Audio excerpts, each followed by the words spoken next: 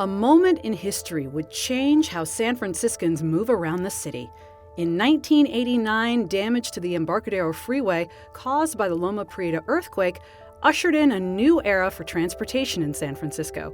Instead of replacing it, San Francisco opted to build a new waterfront that would embrace different modes of transportation.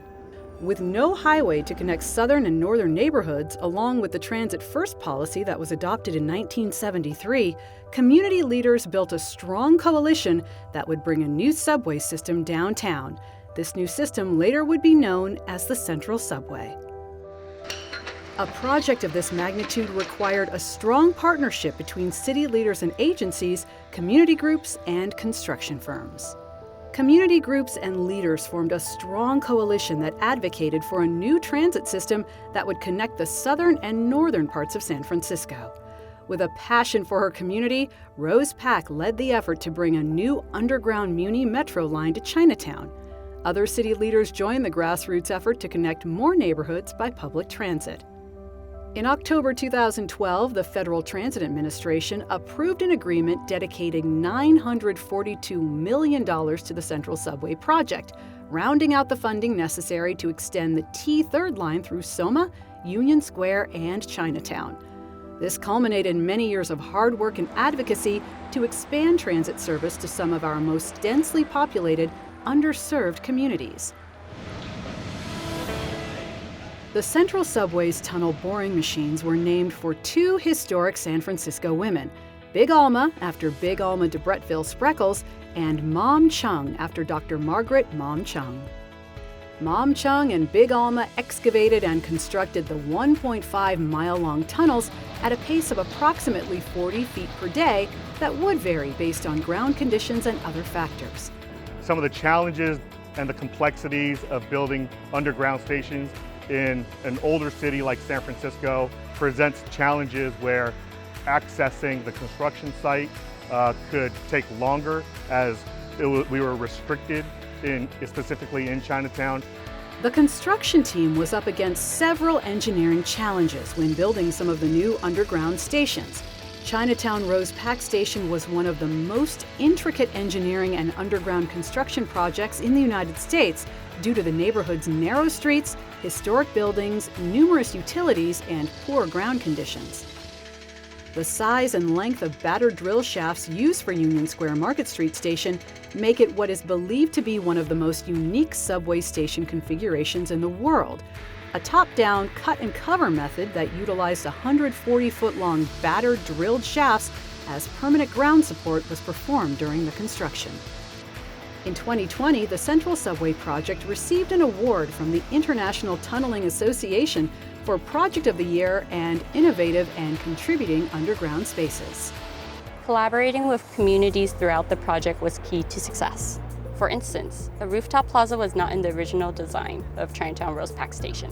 However, after community feedback, the project conducted more outreach, and residents asked the SFMTA to consider building a public space for the community. Chinatown is one of the densest neighborhoods in San Francisco, and many of its residents live in single-room occupancy units. Chinatown also has the fewest public spaces compared to other city neighborhoods. And the SFMTA understood the community's desire for a public plaza and made the design changes to Chinatown Rose Pak Station. In 2011, the San Francisco Arts Commission and the SFMTA awarded contracts to talented artists. They were tasked with designing radiant and lustrous artwork displayed at the four new stations. Artwork for the Central Subway Public Art Program was commissioned through the city's 2% for Art program.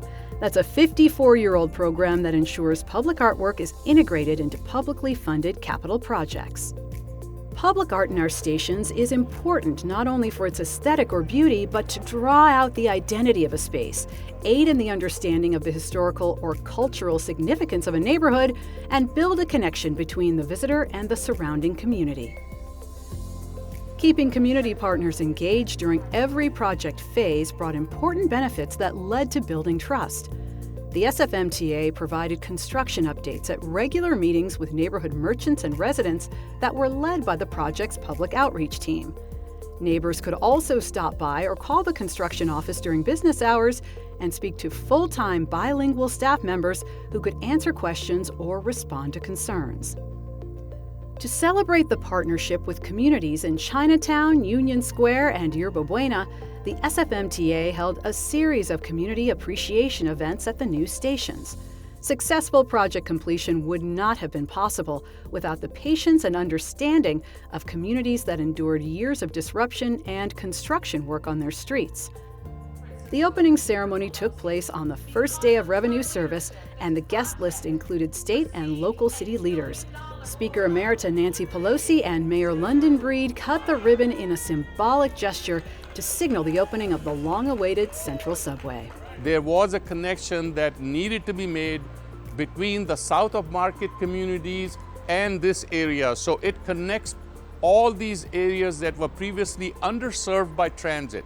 With this station opening here, Chinatown is not only connected to the rest of the city and the rest of the Muni system, it is also connected to the BART system and opens up Chinatown to the whole Bay Area.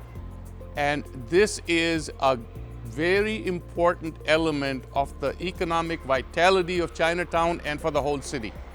The T3 Metro line runs between Sunnydale and Chinatown via the Central Subway, providing a more direct trip with fewer stops to Soma, Union Square, and Chinatown, and it continues to serve Chase Center.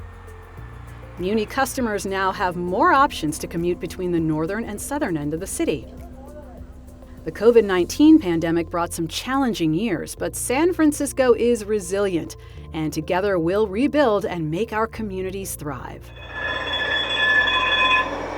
Ride with us and experience the new T3. You can find it all in the neighborhoods served by this Metro line, from dining to shopping.